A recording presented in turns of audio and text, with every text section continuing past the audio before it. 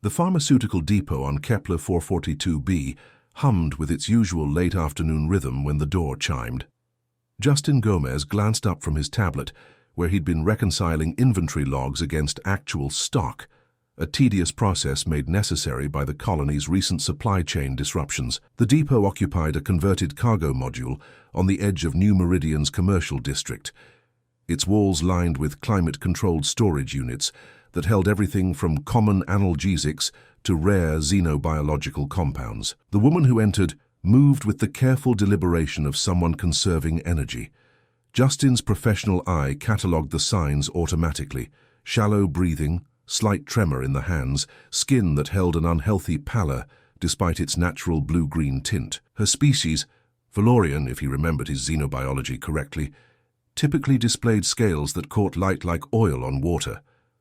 Hers looked dull, almost matte, but it was the desperation in her face that made him set down the tablet entirely. "Can I help you?"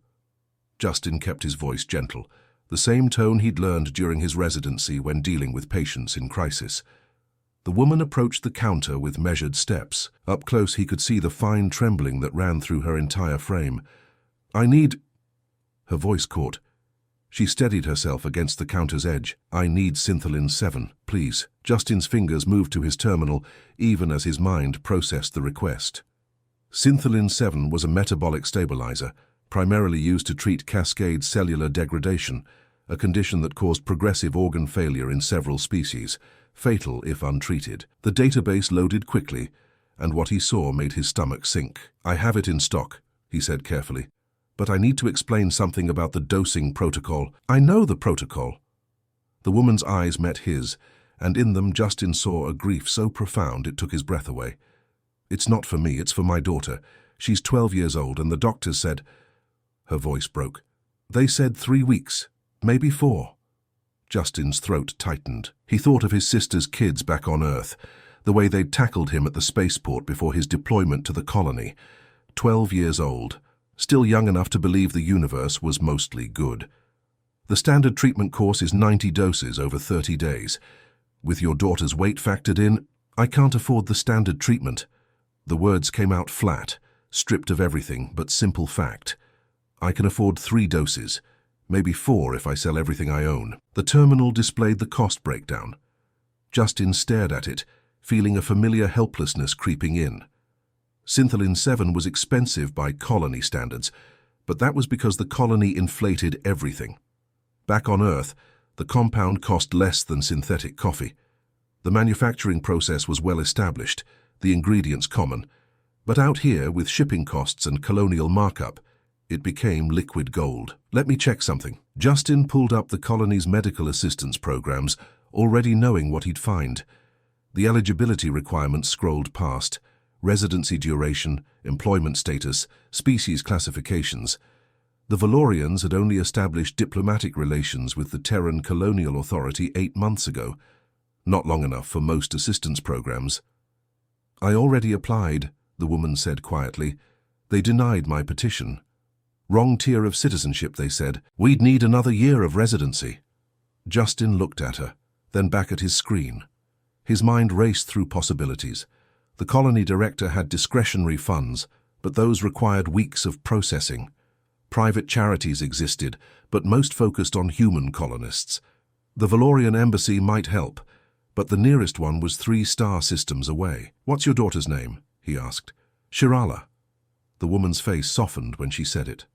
"She likes to sing. Valorian traditional songs mostly, but she's been learning Earth music too.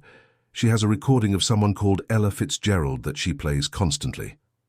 Ella Fitzgerald is excellent taste.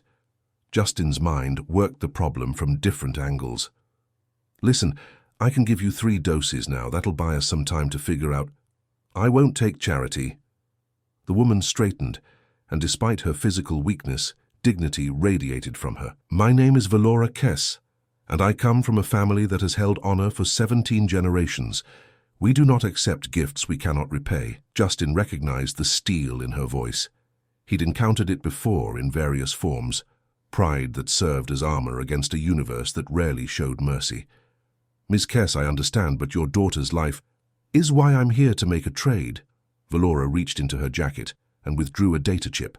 She placed it on the counter between them with a soft click. "I'm offering you my ship." The words hung in the air like smoke. Justin stared at the chip, then at her face, searching for signs of delusion brought on by stress. "Your ship?" "The Wandering Star. She's a Valorian long-range cruiser, manufactured on my homeworld 40 years ago. Fully operational, though she needs minor maintenance. Current docking bay 723. Valora's voice remained steady, but her hands trembled harder. "This chip contains the registration codes, ownership verification, and full technical specifications.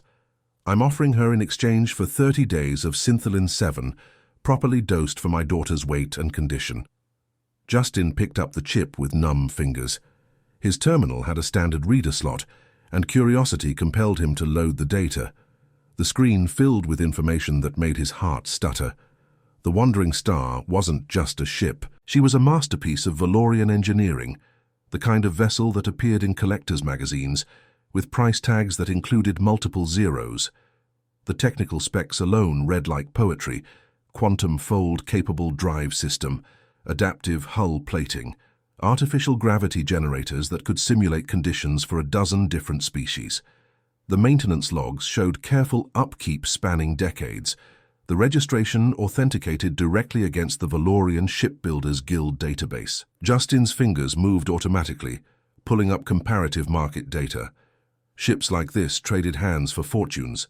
Even accounting for age and the need for minor repairs, the Wandering Star would fetch enough credits to buy a small moon, or several thousand courses of Syntholin 7. He set down the chip very carefully. "Ms. Kess, I think you might not understand." "I understand perfectly." Her eyes met his without wavering. "My daughter is dying. This ship is all I have of value. Among my people, when you ask for something precious, you must offer something equally precious. Anything less would be an insult. Anything more would be an imposition. This is the correct offer. This is the only acceptable offer." Justin's mouth opened, closed.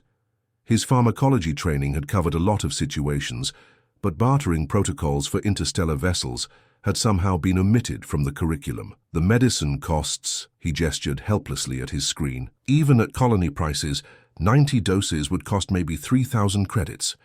Your ship is worth—" He pulled up the most recent sale of a comparable vessel. "The last one of these that sold went for 2.4 million credits. I know what she's worth." Something in Valora's voice made Justin look up. Her expression hadn't changed, but tears tracked slowly down her face. "The Wandering Star has been in my family for 3 generations. My grandfather commissioned her. My father taught me to fly her. I was born in her medical bay during a supply run to the outer colonies. She's not just a ship. She's my home, my history, my heritage." The weight of what she was offering settled onto Justin's shoulders like a physical thing. "Miss Kess, I can't—" "You must." The words came out sharp, almost desperate.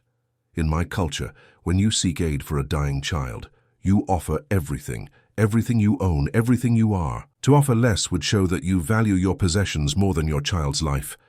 It would be," she searched for the word, "shameful, dishonorable, a mark that would follow my family for generations." Justin's mind reeled.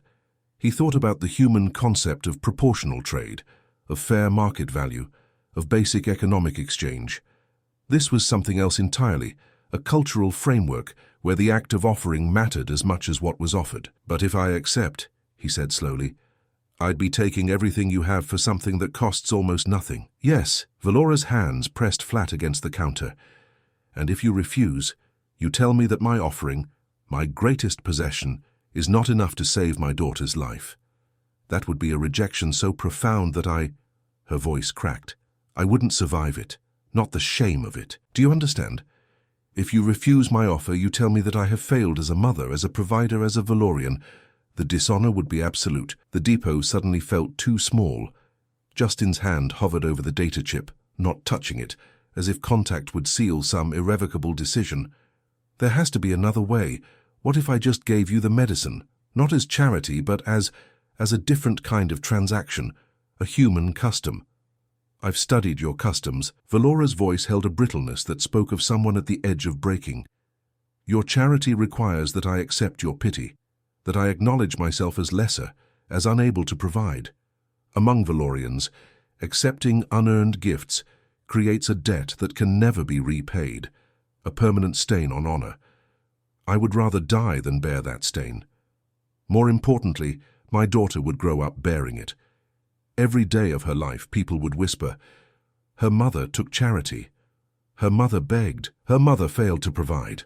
Justin stood frozen, caught between two impossibilities. If he refused the ship, he refused the medicine. He could see that in the rigid set of Valora's shoulders, the desperate pride in her eyes. And a 12-year-old girl would die in 3 weeks, maybe 4. But if he accepted the ship, he'd be complicit in a theft so profound it made his stomach turn. The medicine cost almost nothing. The ship was everything. What if Justin's pharmacological training searched for solutions? What if I accepted something else, something valuable, but not this? I have nothing else of value. Valora's voice dropped to a whisper. The colony apartment is rented. Our possessions wouldn't cover a single dose. The wandering star is all I have, all I am, and that is precisely why she's the appropriate offering. My people believe that saving a child's life requires the greatest sacrifice. Anything less diminishes the value of that life. The terminal screen still showed the ship's specifications, line after line of technical marvel. Justin thought about his own mother, who'd worked 3 jobs to put him through pharmacy school. He thought about the lengths parents went to for their children, the sacrifices that defined families across every species. His finger touched the data chip. In Valorian culture, once an offer like this is made, what happens if the person you're offering it to can't accept it? Valora's eyes closed. Then I have shamed myself beyond redemption. I would return to my daughter and wait with her until the end. After she... Her breath hitched. After, I would probably follow the path of void walking. Justin's xenocultural database pinged the term. Void walking, a Valorian practice where someone who had suffered ultimate dishonor would space themselves without a suit. The ultimate erasure. That's not happening. The words came out more forcefully than Justin intended. None of that is happening, let me think. He paced the length of the counter, his mind running through scenarios. Contact the colonial authority. They'd tie it up in bureaucracy for weeks. Contact Earth's diplomatic corps? Same problem. The Valorian embassy 3 systems away? By the time they responded, Shirala would be dead. His terminal showed the inventory of Syntholin 7, sitting in a climate-controlled storage unit 6 meters away. 90 doses that would save a child's life. The cost to manufacture, transport and store them, negligible by Earth standards. The cost to administer them, nothing but time and basic medical supplies. The value placed on them by colonial markup, artificial scarcity in action. And then Justin thought about the stories his grandmother used to tell, about the old days when doctors kept 2 sets of books, one for people who could pay, one for people who couldn't, about how medicine was about healing first, economics second, about how humanity's greatest innovations came when someone decided certain things were more important than profit. I need to ask you something, Justin said, turning back to face Valora, and I need you to be completely honest. Is there any flexibility in your cultural requirements? Any interpretation that would allow... None. Her voice was firm. The offering must be commensurate. The exchange must be witnessed and acknowledged. If you try to subvert the process, you invalidate it. The shame would be the same as outright refusal. Justin leaned against the counter, feeling the weight of the decision pressing down. Every fiber of his training screamed that this was wrong, that economic exploitation wearing cultural clothing was still exploitation. But every instinct developed from years of working with patients told him that Valora meant every word. Her culture had rules, and those rules were as real to her as gravity. The door chimed. Justin glanced up to see Marcus Henderson, one of the colony's xenocultural liaisons, entering with a package. The older man took one look at the scene, Valora's desperate stance, Justin's stricken expression, and paused. Problem? Marcus asked carefully.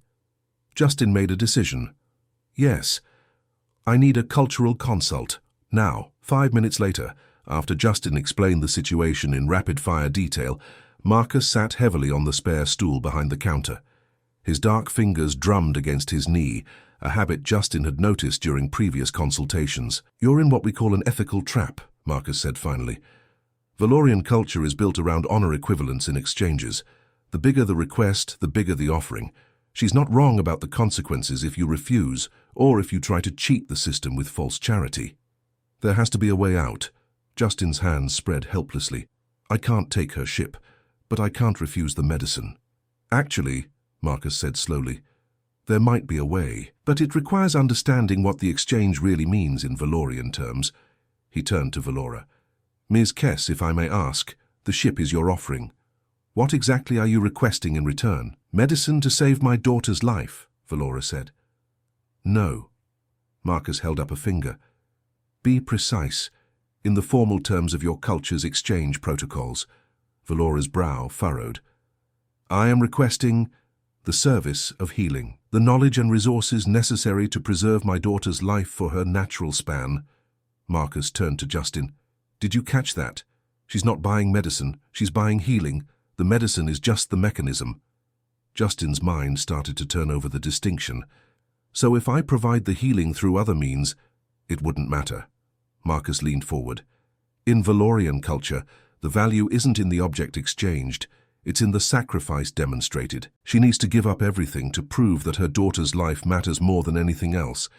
If she held anything back, society would judge her as valuing her possessions over her child. That's, Justin searched for words, that's designed to destroy people. That's designed to make people prove their priorities, Marcus corrected.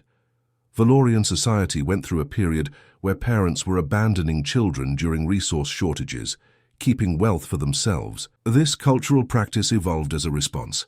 Make the ultimate request, make the ultimate sacrifice. It bonds parent and child through demonstrated commitment. Valora's voice was quiet. You understand. I understand. Marcus's tone held sympathy. But here's the thing about cultural practices. They're designed for specific contexts. Your people developed this for resource scarcity within Valorian communities, where the person receiving the offering would understand the cultural weight and act accordingly. What do you mean? Justin asked. In traditional Valorian exchange, if someone offers everything for healing, the healer accepts the offering, and then returns most of it after the healing succeeds. The point is that the parent demonstrated willingness to give everything. The actual transfer isn't meant to impoverish anyone. It's meant to prove commitment. The healer becomes honor-bound to preserve not just the child's life, but the family's stability. Valora's expression shifted, something like hope flickering across it. But human customs. Humans have compatible customs, Marcus said. Medical oaths, for instance. The Hippocratic tradition of healing regardless of ability to pay. If Justin accepts your ship under the framework of his medical obligations, he becomes bound not just to heal Shirala, but to ensure your family's well-being. Which means returning the ship would be part of his duty, not charity. Justin's pulse quickened. Would that work? In Valorian terms, does the healer understand the weight of what I offer? Valora asked. Does he acknowledge that I hold nothing back, that I sacrifice everything for my child? Yes, Justin said immediately. I see it. I understand it. You're offering everything you are. And do you accept the responsibility of healing? Not just treating, but taking on the full burden of preserving life and honor? Justin thought about his oath, the words he'd spoken when receiving his pharmaceutical license, to use his knowledge for the benefit of the sick, to abstain from harm and injustice, to preserve the purity and honor of his profession. I accept it. Valora's trembling hands pushed the data chip forward. Then I offer you the Wandering Star, and with her all I possess. In exchange, I ask for your skill, your knowledge, and your commitment to save my daughter's life. Justin picked up the chip. The weight of it seemed immense, far beyond its physical mass. I accept your offering. I acknowledge your sacrifice, and I take on the responsibility of healing. He paused, then added, and Ms. Kess, in my culture, when a healer accepts such an offering, they become bound to preserve not just the patient's life, but the family's future. Part of that duty involves ensuring you're not left destitute. Do you understand? Valora's eyes widened slightly. The ship will be held in trust, Marcus interjected smoothly. Under Terran medical ethics, which now apply because Justin has accepted responsibility. The treatment begins, and when Shirala recovers, not if, but when the final accounting occurs. standard procedure for cases where the offering exceeds the cost of care. This isn't charity? Valora's voice shook. No, Justin said firmly. You've made your sacrifice. You've proven what your daughter means to you. Now I prove what my oath means to me. That's the exchange. Your honor for my honor. Your commitment for my commitment. Valora's legs seemed to give out. She caught herself against the counter, and Justin came around quickly to help her to the guest chair. She sat heavily, and for a long moment, just breathed. I need to get the medicine started, Justin said gently. But first, I need your daughter's exact weight and any other medications she's currently taking, and I need to know where she is, so I can begin treatment as soon as possible. Colonial General Hospital, Pediatric Ward, Room 237. Valora's voice had shifted, some of the desperate brittleness giving way to exhaustion. She weighs 37 kilograms, no other medications. They said there was no point starting anything until we could afford the Syntholin 7. Justin's jaw tightened at that, but he channeled the anger into action. His fingers flew across the terminal, pulling up dosing calculations, treatment protocols, delivery schedules. 37 kilograms, Valorian physiology, severe cellular degradation. The numbers lined up quickly. He'd reviewed this compound dozens of times during his colony training. I can have the first dose to her within an hour, Justin said, but the treatment works best with continuous monitoring for the first 72 hours. I'll need to coordinate with her doctors. They released her this morning. Valora's voice cracked. Said there was nothing more they could do. She's in our apartment. Then I'm making a house call. Justin was already pulling supplies, his movements quick and practiced.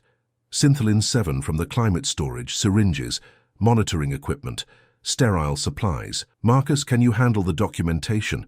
I want everything recorded properly. The offering, the acceptance, the medical covenant. Already on it.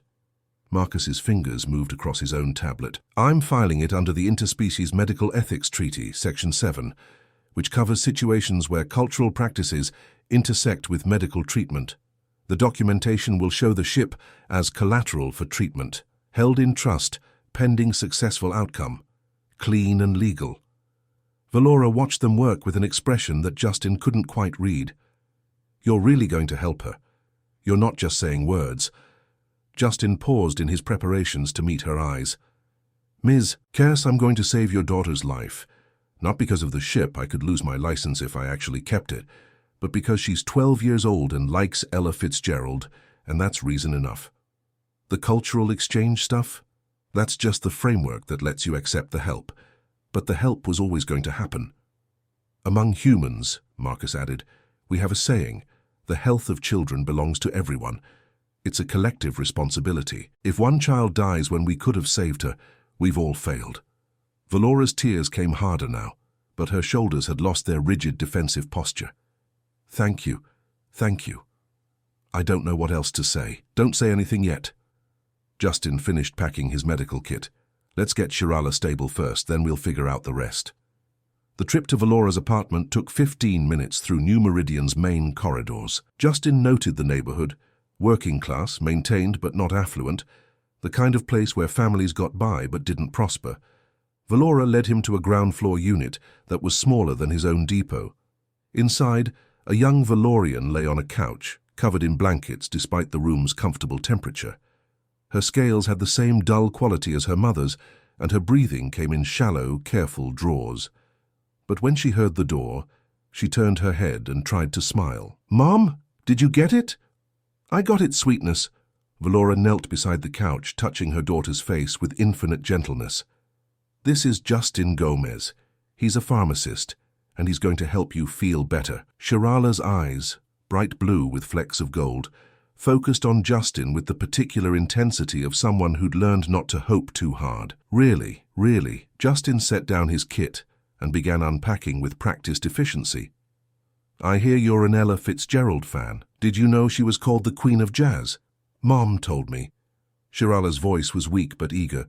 I like a tisket a tasket the best. It's silly and happy. Excellent choice. Justin prepared the first injection, keeping his movements visible and non-threatening. I'm going to give you some medicine now. It might sting a little, but it's going to start making you feel better pretty quickly. Within a few days, you should have more energy.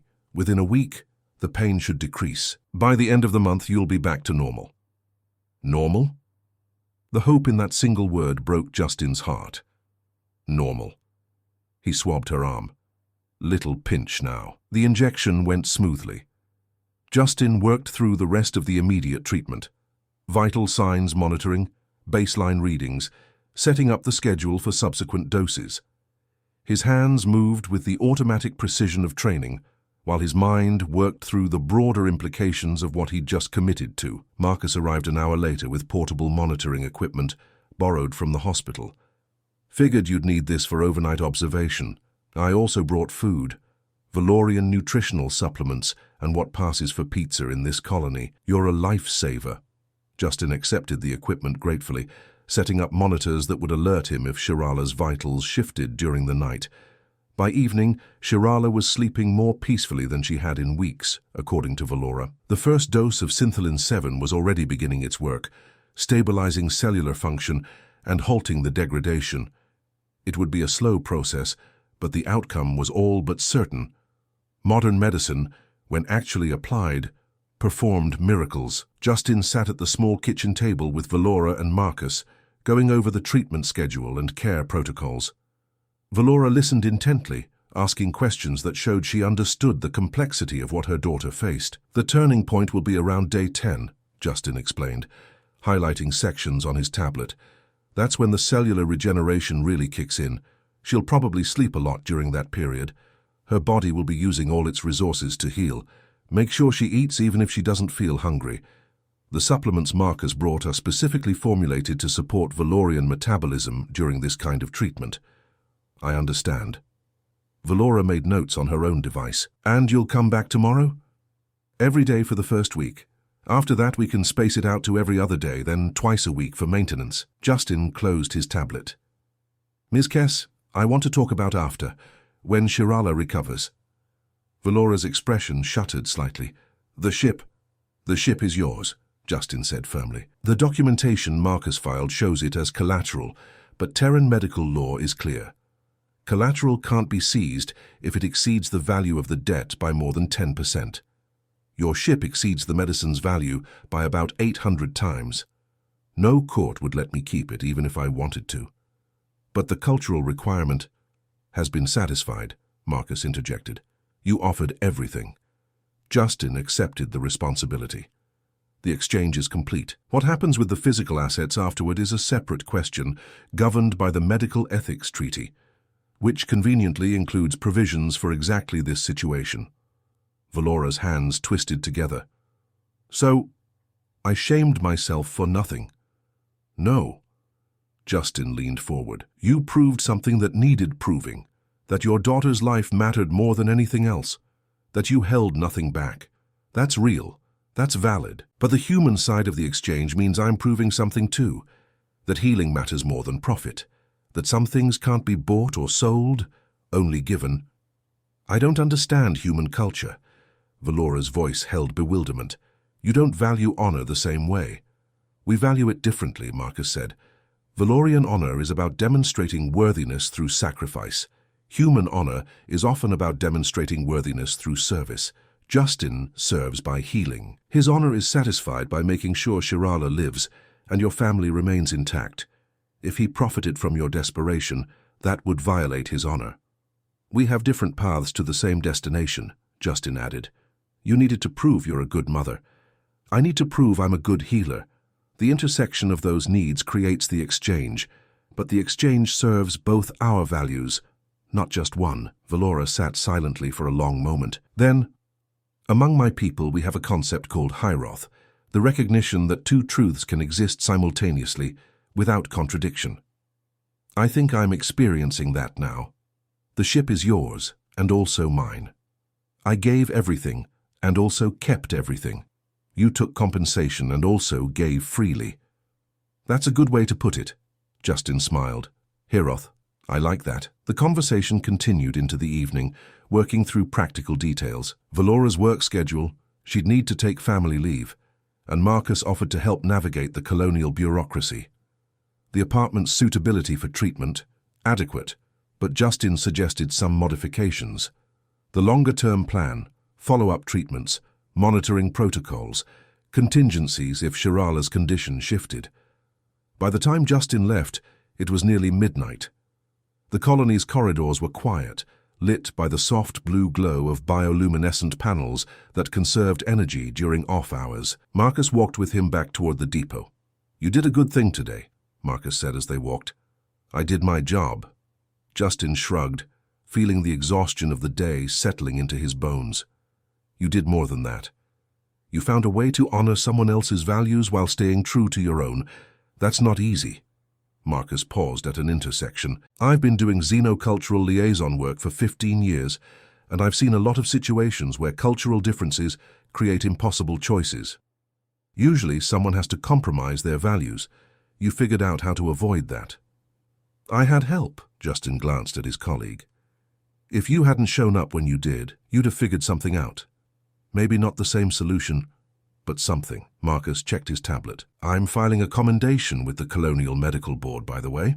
This kind of creative problem-solving deserves recognition." "Please don't," Justin grimaced. "I don't need recognition. I need more Syntholin 7 in stock and a supply chain that doesn't treat basic medicine like luxury goods." "Work on that too," Marcus grinned. "But take the commendation. It helps when you're trying to change systemic problems. Having a track record of excellence gives you leverage." They parted ways at the next junction. Justin continued back to his depot, mind still churning through the day's events. The ethical dimensions of what had happened kept unfolding in his thoughts like origami in reverse, each layer revealing new complexity.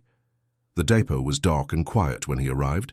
Justin locked up properly, filed his field report, and made notes about inventory that would need to be reordered. The data chip with the Wandering Star's specifications sat on his desk where he'd left it. He picked it up, turning it over in his fingers. 2.4 million credits. The last comparable ship had sold for 2.4 million credits. The medicine that would save Shirala's life had cost the colony 200 credits to acquire, including shipping. The markup that brought the local price to 3,000 credits existed purely because the market bore it, because desperate people paid what they could, because the system valued profit over healing. Justin pulled up his terminal and began composing a message to the Colonial Medical Board. Not about his actions today. Marcus could handle that commendation if he insisted. This was about something bigger.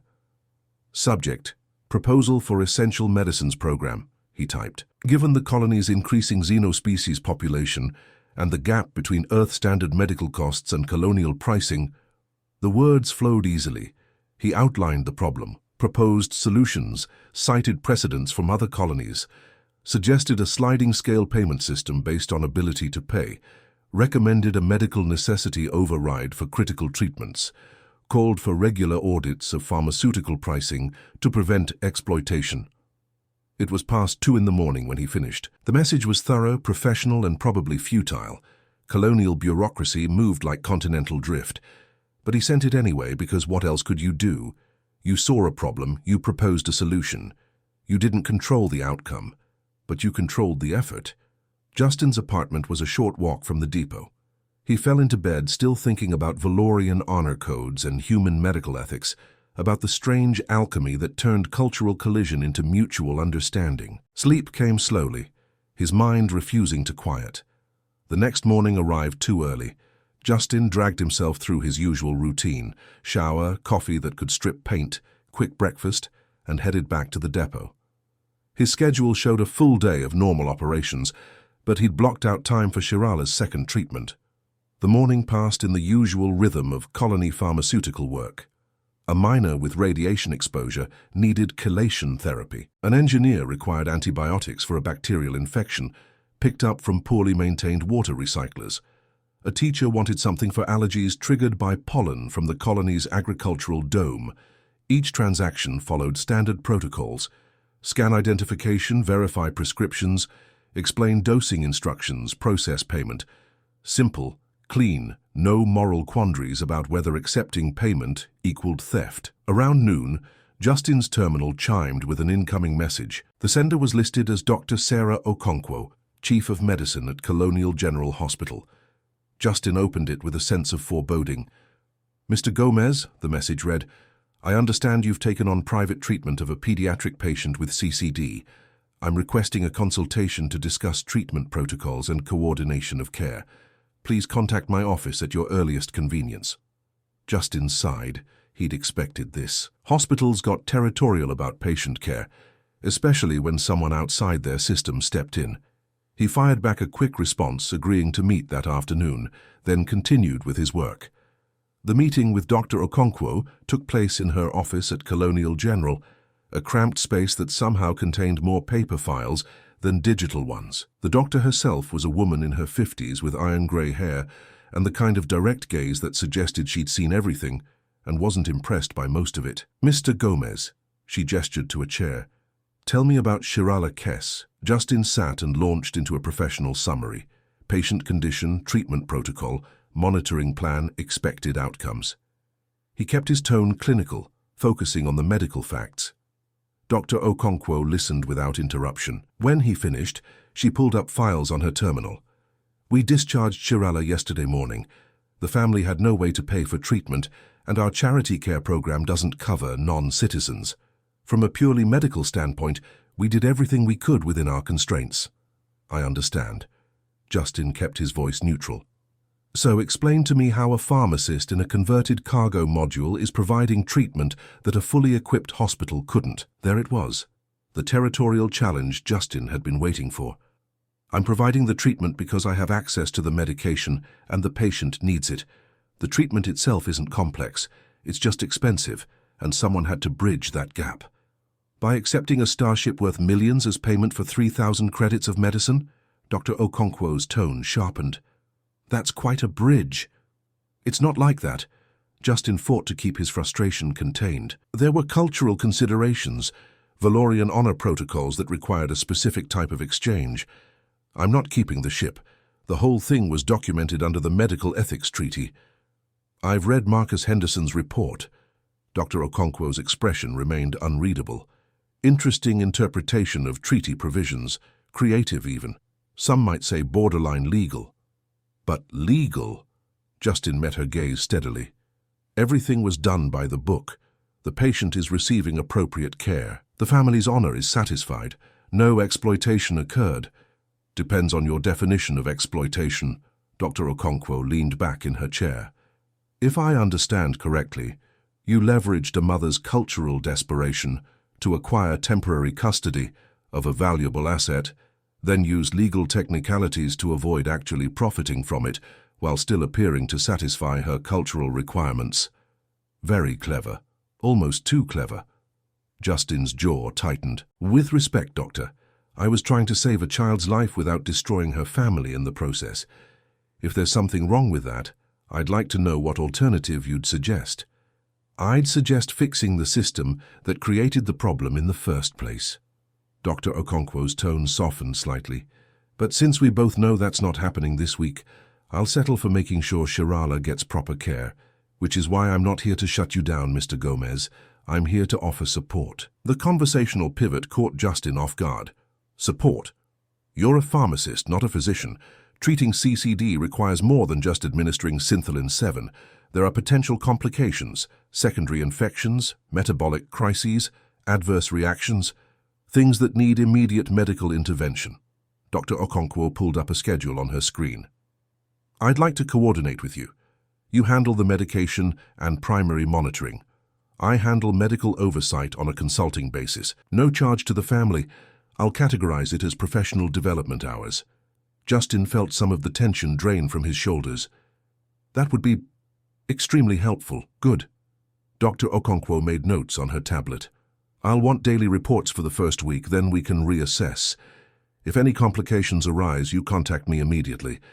And Mr. Gomez?" She looked up. "The proposal you sent to the medical board last night. I've been fighting for something similar for 3 years. I'm adding my endorsement to your suggestion. Maybe 2 voices will get further than 1. You read that already?" "I read everything that might affect my hospital." A slight smile crossed her face. "Your proposal is solid.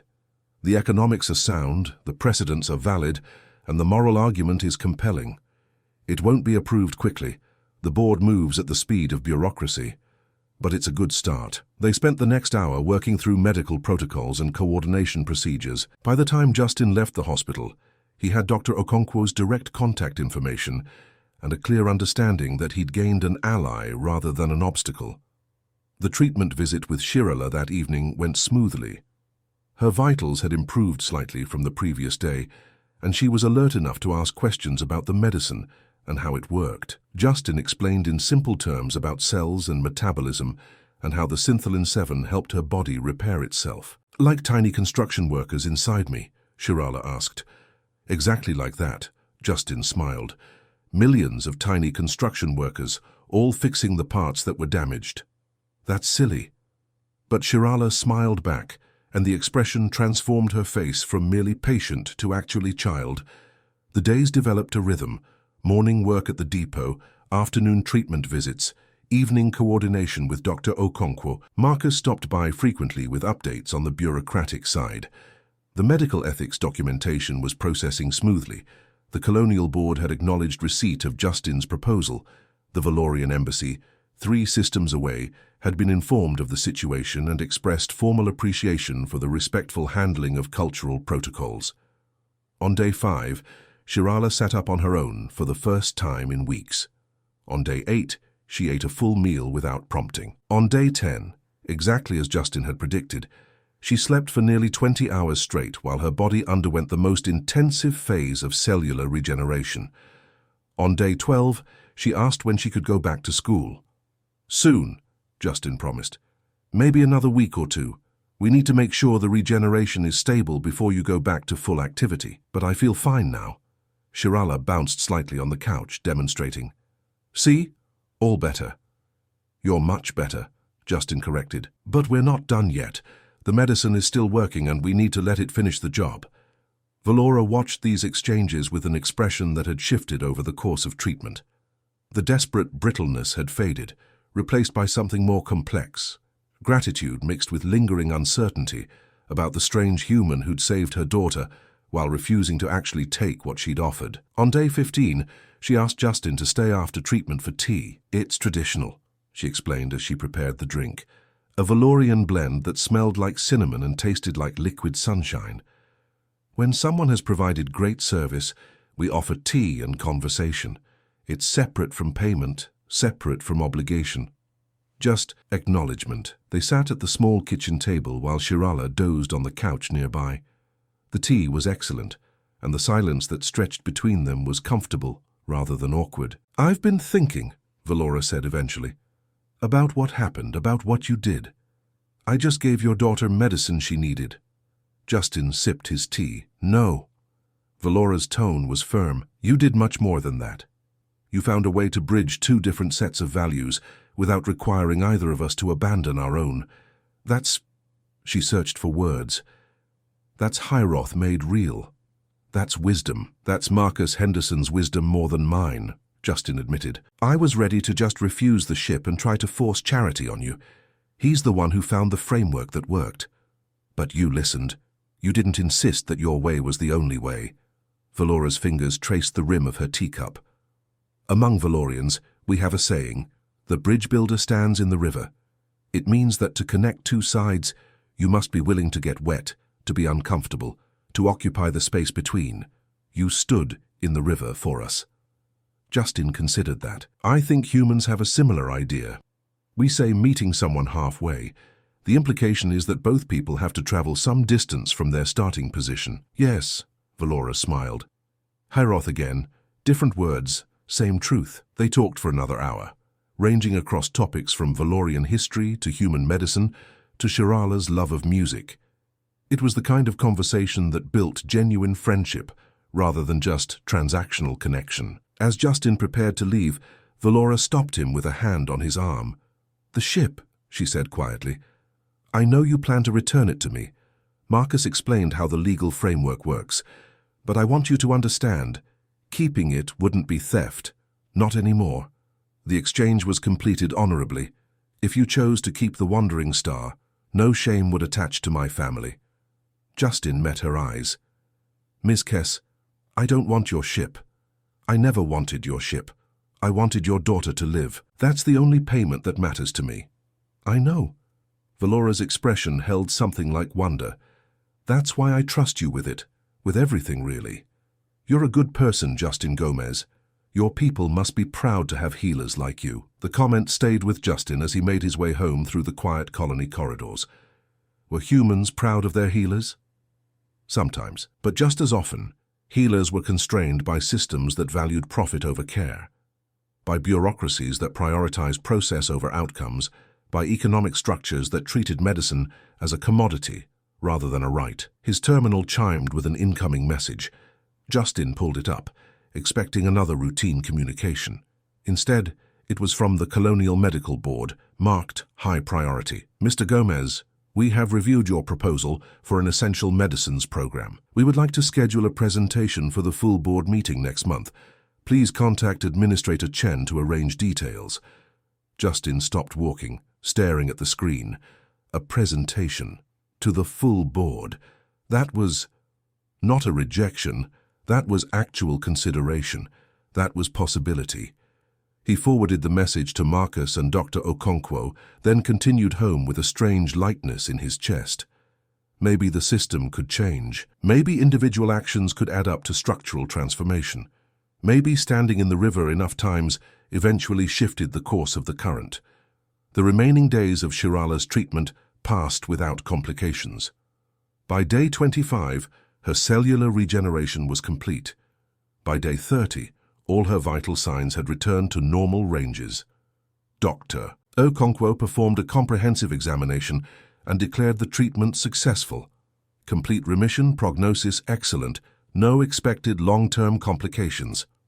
She'll need annual checkups, Dr. Okonkwo told Valora, just to make sure the regeneration remains stable.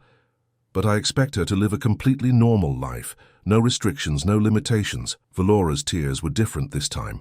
Relief and joy instead of desperation and fear. Shirala, who'd been present for the examination, threw her arms around her mother with the unself-conscious enthusiasm of a child who'd forgotten what it felt like to be healthy. "Can I go back to school tomorrow?" Shirala asked. "Next week," Valora said, laughing through her tears. "Let's take a few days to celebrate first." The celebration took the form of a small gathering at Valora's apartment.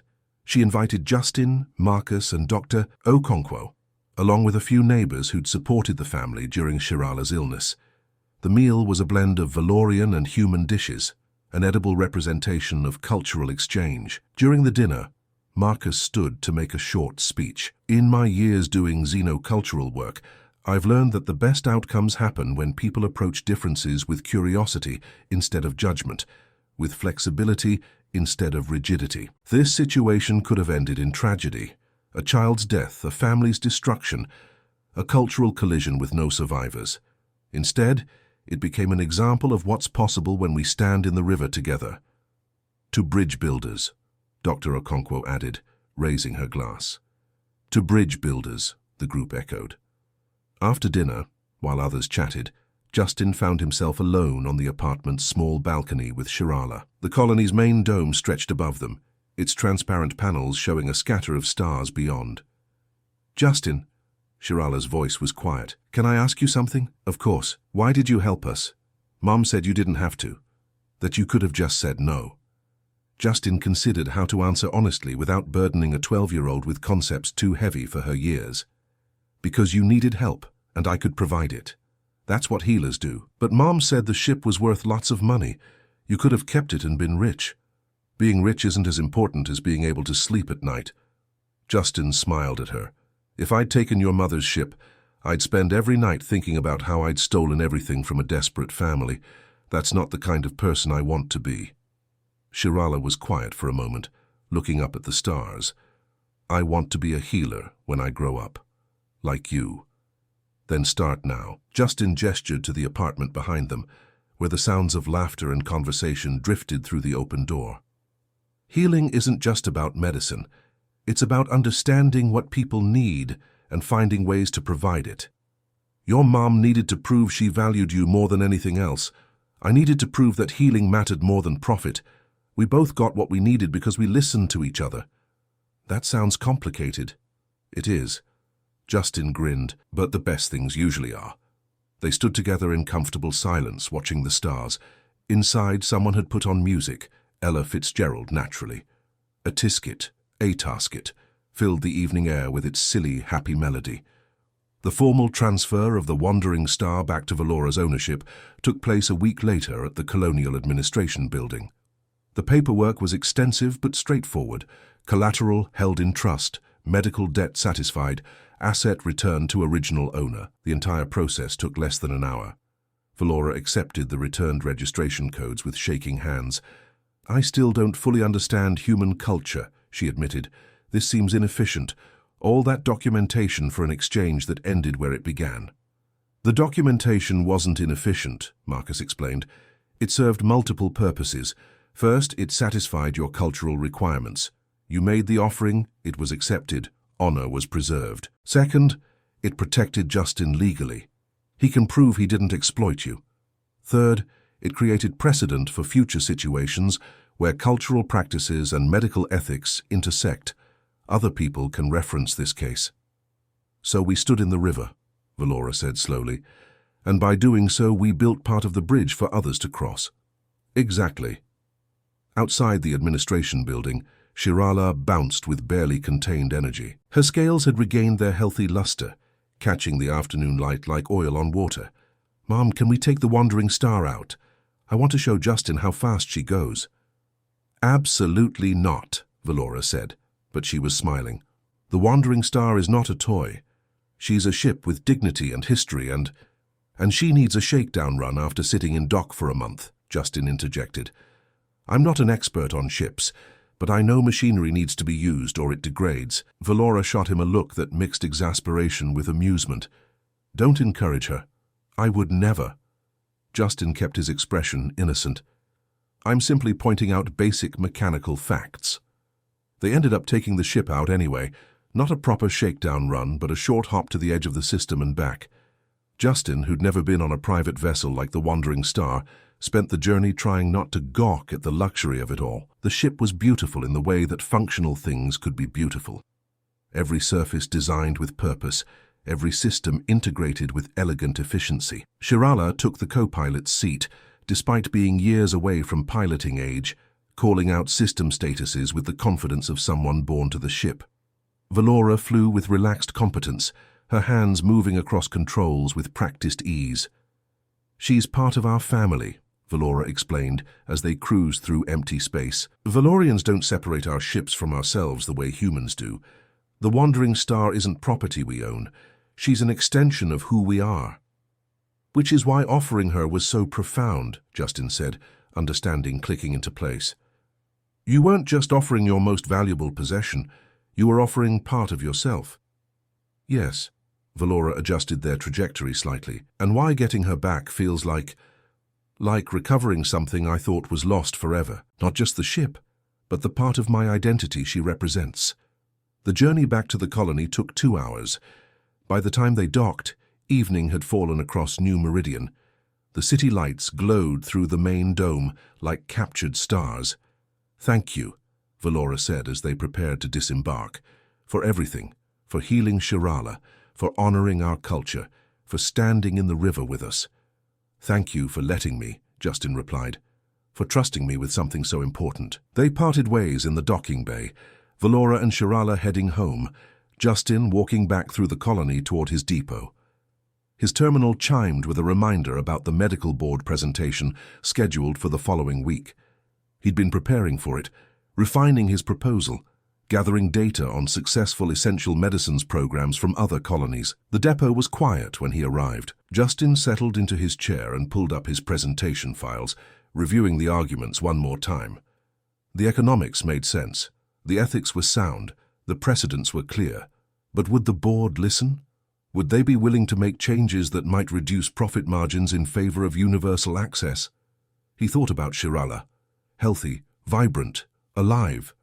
About Valora, whole, honored, undestroyed by the desperation that had nearly broken her. About the bridge they'd built together through cultural understanding and mutual respect.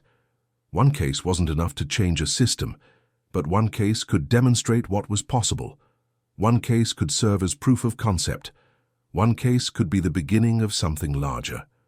Justin's fingers moved across his keyboard, adding a new section to his presentation. Case study, successful intercultural medical intervention. He outlined what had happened with clinical precision, then added something more personal.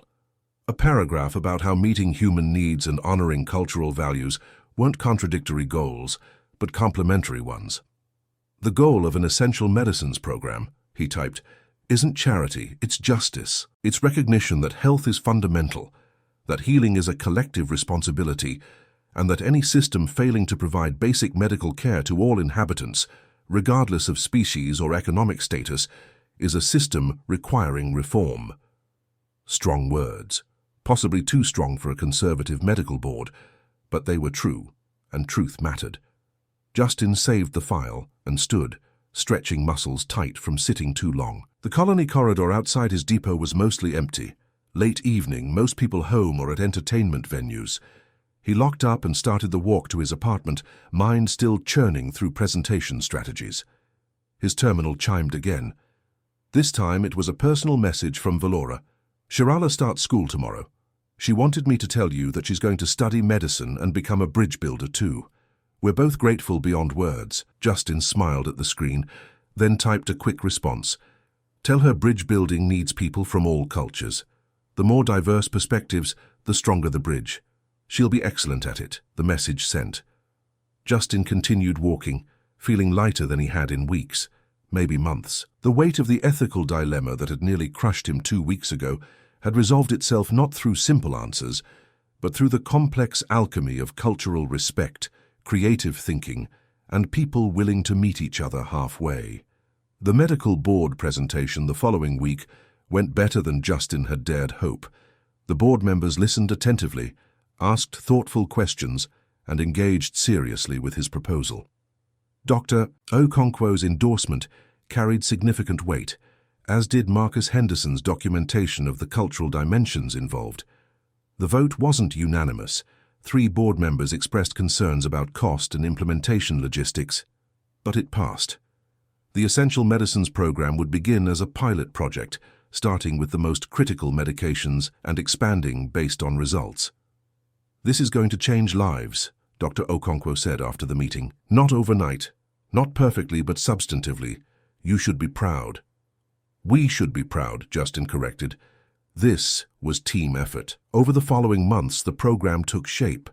A sliding scale payment system based on ability to pay, a medical necessity override that allowed providers to dispense critical medications regardless of a patient's financial situation, regular audits to prevent exploitation and ensure the system served its intended purpose. Word spread through the colony's xenospecies communities. The Valorian embassy sent official thanks and began sharing the model with other human colonies. Other species representatives reached out, asking about adaptation for their population's specific needs. Justin's depot became busier. More xenospecies residents came in, many of them hesitant at first, testing whether the new system was real or just another bureaucratic promise. But as they saw results, medications dispensed, lives improved, families not bankrupted by health emergencies, trust built. 6 months after Shirala's treatment, Justin received a formal invitation to speak at the Interspecies Medical Ethics Conference on Titan Station. The topic, Bridging Cultural Values in Medical Practice, a case study in successful intercultural intervention. He accepted, then immediately felt anxious about public speaking to an audience of medical professionals from dozens of species. But Marcus volunteered to help with the presentation, and Dr. Okonkwo offered to review his material, and somehow it became manageable. The conference was scheduled for 2 months out. Justin used the time to refine his talk, gathering feedback from Valora about how to accurately represent Valorian cultural perspectives. She offered suggestions that sharpened his understanding of the nuances he'd only partially grasped during their initial crisis. You understand the surface of Hiroth, Valora explained during one of their preparation sessions. But there's deeper meaning. The concept that seemingly contradictory truths can coexist because truth itself is multifaceted. It's not just about cultural exchange, it's about recognizing that reality looks different from different positions, and all those different views can be simultaneously valid. Justin incorporated that deeper understanding into his presentation, along with reflections on human medical ethics and how they'd evolved over centuries. The preparation process itself became a kind of ongoing cultural education, each conversation revealing new layers of complexity. Shirala, now healthy and thriving in school, attended some of the preparation sessions. She'd become genuinely interested in medicine, often asking questions about how different species' physiologies worked and why certain treatments were effective for some species but not others. "The more I learn," she told Justin, "the more complicated everything seems, but also more interesting." "That's how you know you're really learning," Justin replied. "If things are getting simpler, you're probably missing something." The conference eventually arrived. Justin found himself on Titan Station, a massive orbital facility that served as a hub for interspecies cooperation in the outer solar system. The station held representatives from over 40 species, creating an atmosphere of almost overwhelming diversity. His presentation was scheduled for the second day. Justin stood backstage, listening to the speaker before him discuss advances in cross-species pharmaceutical development, and tried to calm his racing heart. Then it was his turn. He walked onto the stage, faced the audience of hundreds, and began to speak. The presentation flowed smoothly, aided by visual materials and the structure he'd rehearsed dozens of times. He told Shirala's story with clinical precision, then added the personal dimension, the ethical trap he'd felt caught in, the cultural frameworks that seemed irreconcilable, the creative solution that honored both sets of values. "The lesson I learned," Justin said near the end, "is that intercultural medicine isn't about finding one right answer. It's about finding the right answer for the specific intersection of people, cultures, and circumstances you're facing. It requires listening, flexibility, and willingness to stand in the river, to occupy the uncomfortable space between different value systems until you can build a bridge that connects them." The applause that followed was genuine. During the question and answer session, attendees from various species shared similar dilemmas they'd faced and how they'd resolved them. The conversation that emerged was rich with perspective, each voice adding new dimensions to the collective understanding. After the formal session ended, Justin was approached by representatives from 3 different colonial medical systems asking for detailed documentation of the Essential Medicines program.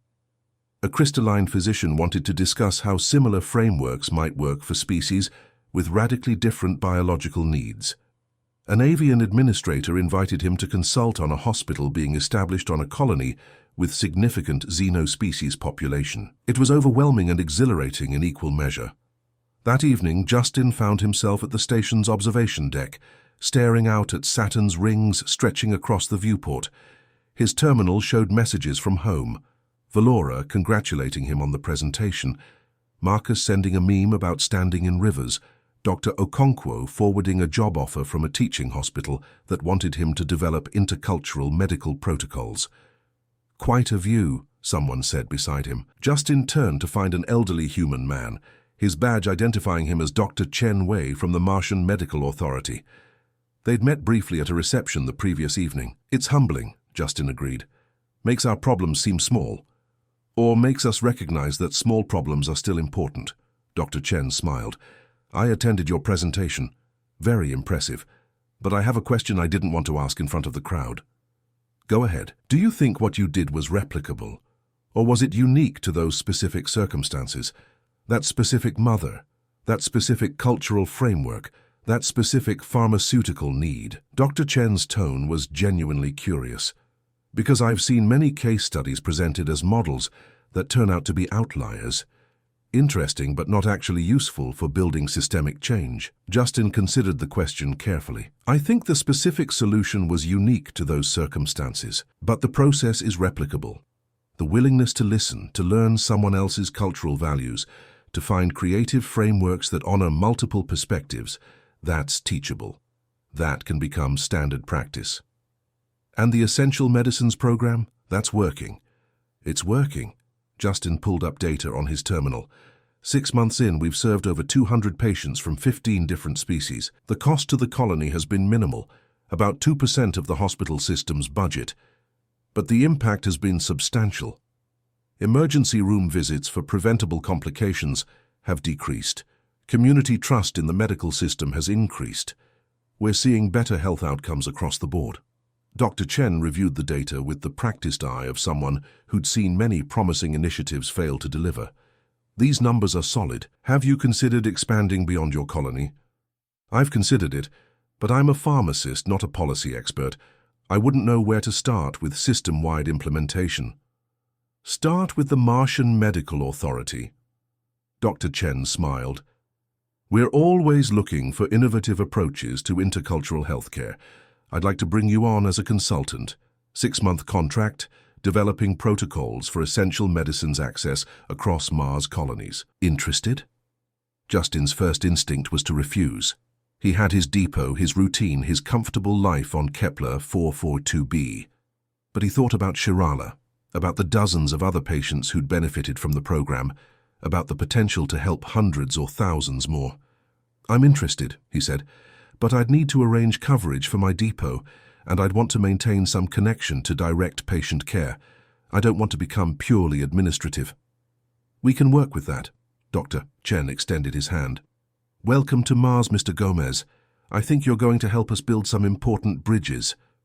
The handshake felt like sealing something significant.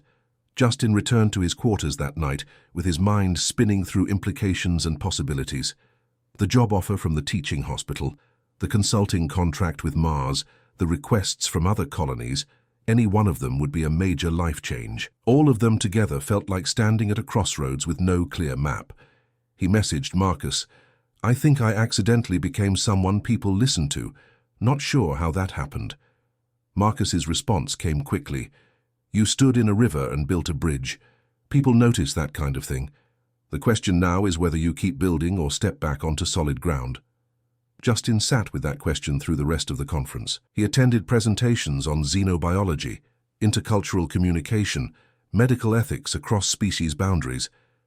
Each session added new perspective, new understanding of how complex and fascinating the challenge of interspecies cooperation truly was. On the flight back to Kepler 442b, Justin drafted a response to Dr. Chen, acceptance of the consulting contract, with specific provisions for maintaining his pharmacy license and doing regular clinical work, a 6-month commitment to help establish protocols, train staff, and document best practices. After that, he'd reassess based on impact and personal satisfaction. The message sent as his shuttle entered Kepler 442b's atmosphere. Below, New Meridian's lights glowed against the darkened landscape. Home, at least for now, a place where he'd learned important lessons about cultural humility, creative problem-solving, and the ethics of healing. Valora and Shirala met him at the spaceport, which was a surprise. We saw your presentation, Valora said. The conference made it available publicly. It was beautiful. You honored our story while also using it to teach larger lessons. You told it right, Shirala added, about Mom being brave and you being smart and how both things mattered. They walked together through the spaceport, talking about the conference and the job offers and the future. Shirala was full of questions about the other species Justin had met, the different medical systems he'd learned about, the possibilities for someone studying to become an intercultural healer. Will you leave? Valora asked as they reached the transit station. Take one of those positions elsewhere? For 6 months, yes, Justin said. After that, I don't know, but I'll come back to visit. You're family now, and family stays connected. Valora's expression showed surprise and pleasure. Family? Yes, that feels right. They parted with promises to meet for dinner soon. Justin continued to his apartment, which felt both familiar and slightly strange after weeks away. He unpacked methodically, processing the experiences of the conference and translating them into concrete next steps. His terminal showed messages from the depot. His temporary coverage had handled everything smoothly. No major issues. The Essential Medicines program had served 30 patients during his absence, with the usual mix of minor issues and grateful families. The Colonial Medical Board wanted a quarterly report on program outcomes, normal life, ongoing work, the rhythm of daily healing. Justin sat at his desk and pulled up his case notes from Shirala's treatment, reviewing them with new perspective gained from the conference. The initial crisis, the cultural trap, the creative solution, it all looked different now, like seeing a familiar painting from a new angle and noticing details previously invisible. He began writing, not for a presentation or report, but for himself. Thoughts about medicine and culture, about ethics and pragmatism, about the space between different value systems where understanding could emerge if people were willing to stand there long enough. The writing became a journal entry, then expanded into something more structured. Perhaps an article for a medical journal or a chapter in a longer work about intercultural healing. The words flowed easily, driven by genuine passion for the subject. Hours passed. Justin's terminal eventually reminded him that he had work in the morning, an early shift at the depot. He saved his writing and prepared for bed, mind still churning through ideas. Sleep came gradually, his thoughts settling into familiar patterns. Tomorrow he'd return to routine work, filling prescriptions, counseling patients, managing inventory. But even routine work felt different now, infused with deeper purpose. Every interaction became an opportunity to practice bridge building, every challenge a chance to find creative solutions that honored multiple perspectives. The alarm came too early, as it always did. Justin dragged himself through morning routines and headed to the depot, stopping for coffee at a vendor run by a crystalline immigrant who'd recently arrived on the colony. "Welcome back," the vendor said, her crystalline structure refracting the morning light into rainbow patterns. "I heard you speak at conference. Very inspiring." "You watched it?" Justin accepted his coffee with surprise. "Many people watched. You became somewhat famous in xeno-species community, the pharmacist who stood in river."